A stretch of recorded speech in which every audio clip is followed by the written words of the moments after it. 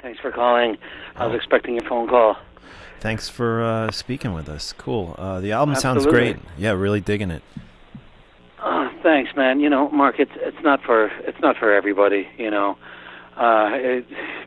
are accustomed to hearing, fuzzed out, distorted out, heavy duty, not super heavy, but rock music, in general. So I'm getting critiqued and criticized, and but I'm used to it. So it is what it is, and Aaron, I thought my guitar player did an incredible job showing the songs, some of these Kyuss cover songs, an incredible amount of respect, and it was great, and actually an honor to work with him in writing some new material as well. So, yeah. Yeah. Well, definitely there's a lot to talk about here. The Kyuss songs, the new material. Let's start right there. How much of the record is old Kyuss stuff reinvented, and how much of it is brand new material? Okay, so it's about almost half and half. We did four Kyuss songs. Three of them are cover songs, really. Brent Bjork wrote Green Machine. He wrote Gardenia. Those two songs, if you're familiar with those two, sure. They're hard, heavy, a lot meaner. So to do them on the opposite side of the spectrum, where they're much softer, it's just a totally different take. One, acoustically, and two, they're not even being played similar, with the exception of the lyric and the lyric melody. Challenging, something that I've wanted to do. Why? Just because I wanted to, really.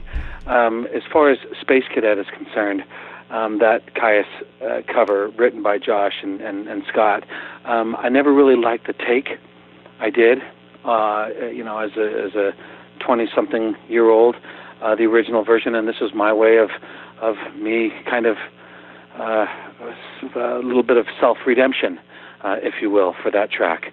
El Rodeo, doing it acoustically was a challenge, along with Ronnie King on keyboards, and that song is just enjoyable to sing. Aaron and I wrote, Kylie, Give Me 250 ml, the Hollingsworth Session, Court Order, and there's another one from my debut track, which is live, debut record, which is live. It's called The Boulevard. So, it's not something that I wanted to, check off the bucket list. I'm, be 47 years old. I'm slowing down, want to do acoustic record. Nothing like that. It was more of just because, I wanted to try some stuff acoustically live. It wound up working out really great. Aaron and I had a drink from from Europe on the way to the United States, and we said, why don't we do a record of pretty much our set? And that's exactly what it is, pretty much. Cool. Now, to kind of break it down as far as the actual songs go, I mean, the remake of Gardenia, just haunting. I mean, when I heard that, because I have to admit, going into this, I was like, oh, I don't know if I'm ready for acoustic covers of the Kyuss stuff. And I think Nick had done a couple acoustic covers of some Kyuss stuff, which I thought was okay, but it didn't really grab me that much. No disrespect towards him, but these, like the Gardenia one, as soon as that acoustic guitar came in with that just haunting sound, it really pulled me in. So you really, a lot of new arrangements of the songs and reinventing the songs. How hard was this to? I mean, you mentioned really some of the stuff is just the vocal melody that's the same as the old Kyuss songs. How difficult was this to rearrange some of these older songs? Mark, that was the enjoyable part of working it out, and that's exactly what we did, was just work it out. We sat down, with a bottle of vodka, and like we do in Aaron's place in Palm Springs, and we just started trying different ideas. And Aaron, along help, I've got to give credit where credit is due. A lot of some of these the slower version of Gardenia and Green Machine, that was really the tempo was really pushed by one of the producers of the record, Harper Hug. He just said, slower, slower, slower. Right. And we were kind of questioning it, and then after hearing it, we said, you know what, let's do it, but let's slow it down even more, and let's turn it into something completely and totally different. And that was the enjoyable part of doing so. So it wasn't difficult. It was more of just working it out. Some songs we tried. Even Tangy Zizzle, we tried, which is an old Kyuss song. We tried that one. It didn't work out. Even an old Hermano song, it didn't work out. We went in the studio with, close to 15, expecting and knowing that we'd only push maybe, 8 or 9, 45, 48 minutes worth of music. So we always go in with more, expecting ones just not to make it. So, but, even though it was enjoyable, it's not something that we were accustomed to, going in the studio and recording an acoustic record. So we went in with a mindset of keeping it very, very simple. 3 guitars, really. 1 nylon, 1 12-string steel, 1 6-string steel. And we kept it simple. There's some blending in there. There's some percussion, some bass, and some keyboards from this super badass guy by the name of Ronnie King. Sounds like a little organ on Space Cadet. Is that Yeah. There's a lot of different keys, some pianos, and a lot of different little percussion sounds that we kind of added for nuances and whatnot. But so yeah, we kept it simple. We tried to keep it as simple as we could and let the music really speak for itself, and don't fill up the song with vocals. Let the song breathe. Let it hang. Let it do it. So, again, Mark, I'm used to, critiques and comments, and this record's not for everybody. It's not going to be a record that you put on a Saturday night and you open up a bottle of Jack Daniels and you rage and party to it. That's not it. It's more of, this is more of you're driving down Route 66 and you want to throw on some tunes, and this is what it's there for. So, it was a great experimentation and it just being explorative, and that's exactly what it was. It was just us, Aaron and I, being explorative, and I think he did a great job. Aaron doesn't get enough credit for what he did, and I certainly want to let everybody know that who listens or reads this thing that Aaron Groban is a huge part of the writing force, and we're continuing to write for the new Electric record. So we're already on to bigger and better things. Wow! So there's an Electric record coming at some point down the road. We're about 3/4 of the way done with it, and so we're just finding the time to. Actually, that's always hard, finding enough time to go in and be with the guys. Everybody has families and full-time jobs, including me. So when we get a chance to go in there, we always jump at the opportunity. All of our spare time is devoted to it. Nice, cool. And the music video for Kylie is great. Total concept video, if you will. Were you involved in coming up with the storyline, the concept behind the video?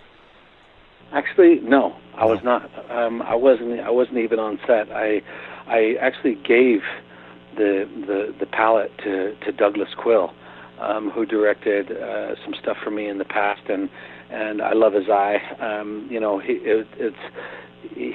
He wanted to address a couple some domestic violence, and then he threw in some sacrificial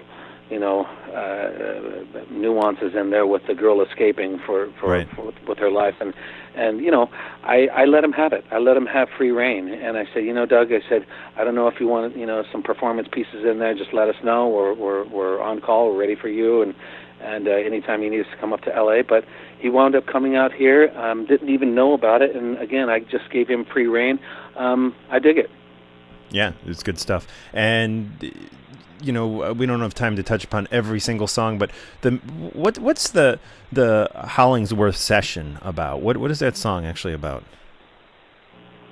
So, Mark, I don't claim to be a poet by any means, and my lyrics are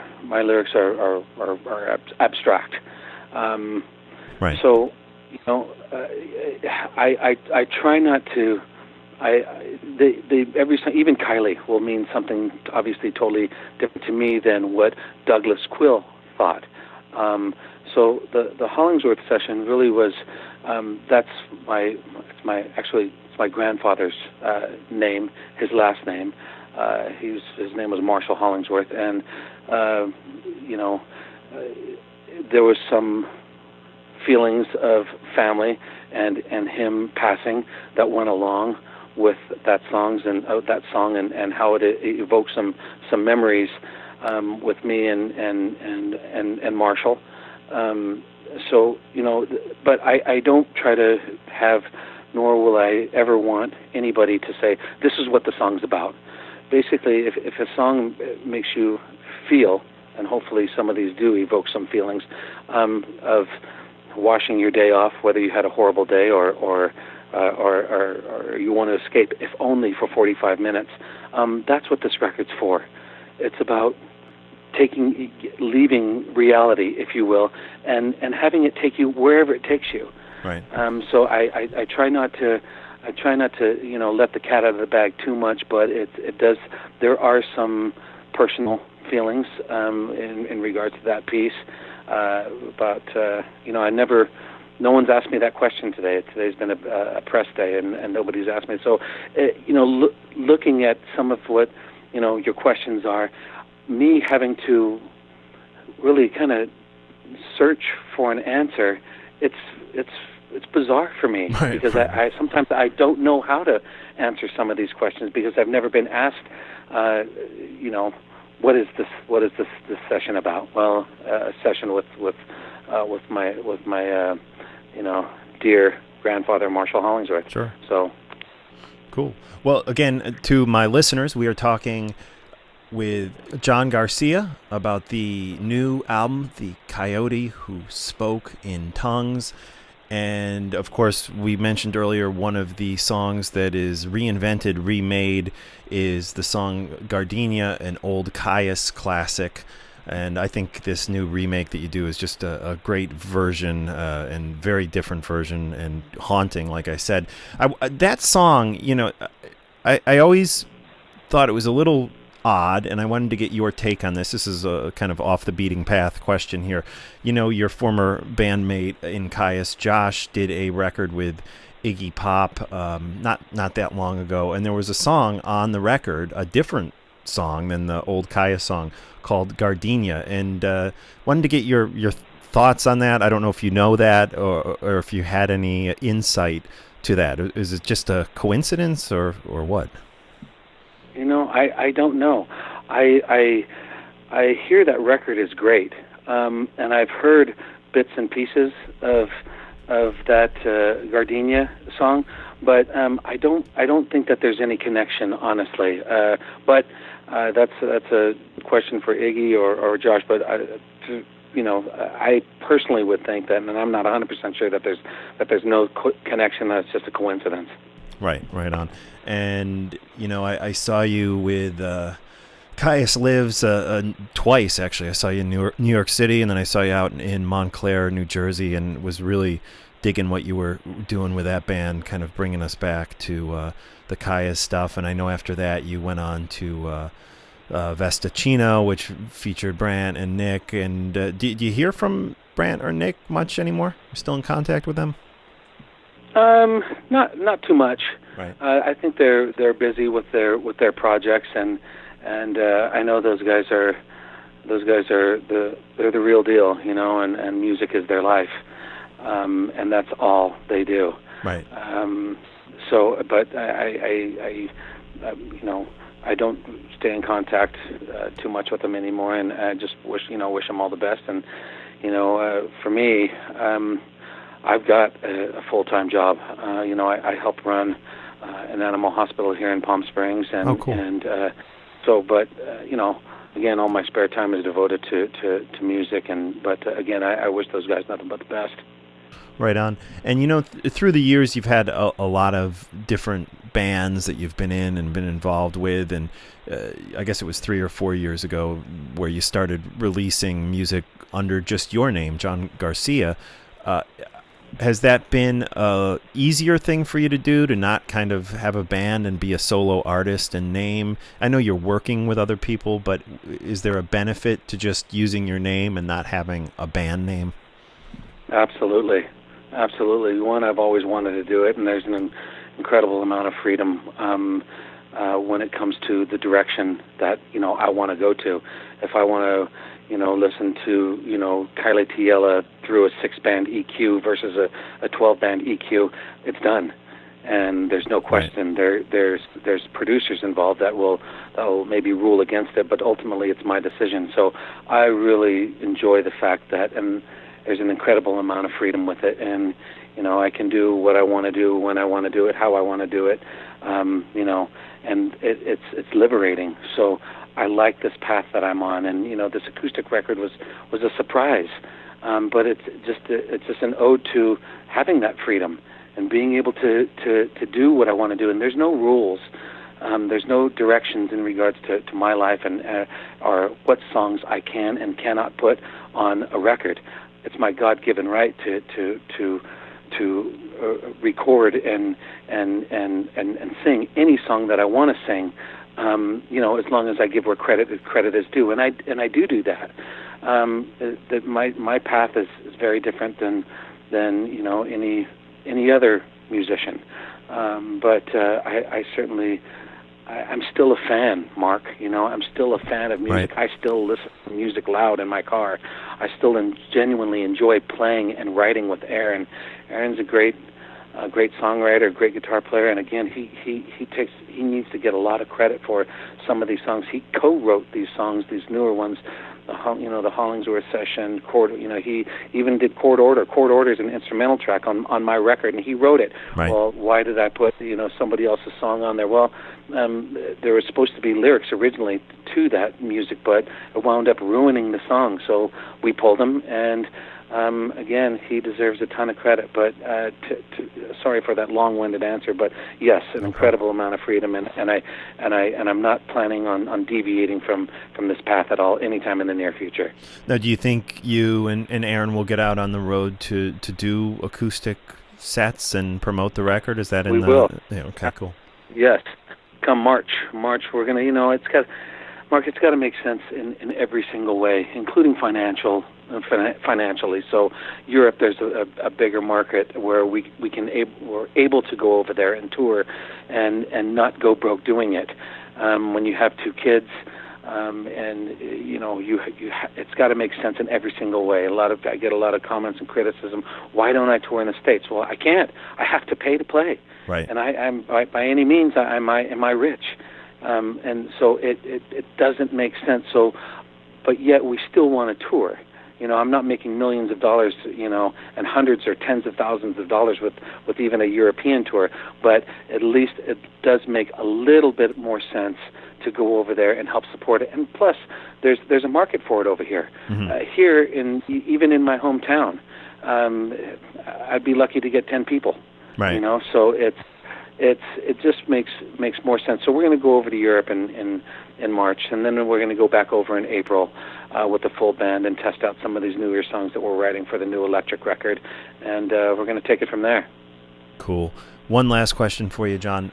When with Kyuss, you guys put out a bunch of records and you toured and you worked hard on what you were doing back then, but it seems like if you will, the legend of Kyuss and the popularity of the band really seemed to grow after the band had stopped existing. Yeah, broke up. And I guess my question to you is how does that make you feel? Is that something that is like, well, awesome, finally people are catching on to it? Or was it frustrating being that it took people a long time to kind of come to to Kyuss, and you guys weren't even around after people started really raving about you guys?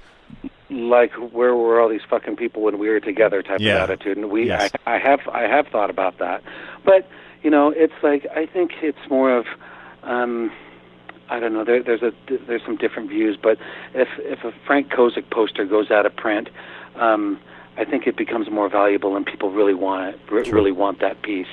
So it's almost like that. But I'm appreciative of the fact that kids are still passing, what used to be tapes, but now MP3s or records. Now they're still handing that stuff down. Hey, have you heard this band? Have you heard this band? And I certainly still do that to this day. Hey, trip out on this band. Have you heard this song from Sugartooth? I didn't know it was on a B-side, or And it's Kyuss was lucky enough to be still kind of thrown around and passed around via MP3 or CDs or records. And I'm very lucky and very appreciative to the fact that people still dig that music, and I'll always be known for the singer Kyuss. I know that, and I'm again very appreciative of and just grateful and really blessed by having been part of that band, especially when Brent and Josh were together as a writing force. That was really cool to see those two guys working together. That was the special part for me in Kyuss, seeing those two guys in Josh's bedroom or in Brent's bedroom really working things out. That was special. And to be a part of that I'm super grateful. Awesome. Great stuff. John, it's been great talking with you. And again, the new record, The Coyote Who Spoke in Tongues, it'll most likely be out by the time we have this posted on the website. So to the listeners, please go check it out. We'll have links up in today's show notes where you can go purchase it and download it on Amazon.com. And John, have a great afternoon. Appreciate your time. Thank you, Mark. Appreciate it. Thank you. Okay. Have a great evening. Best of luck. Okay. Bye. Okay.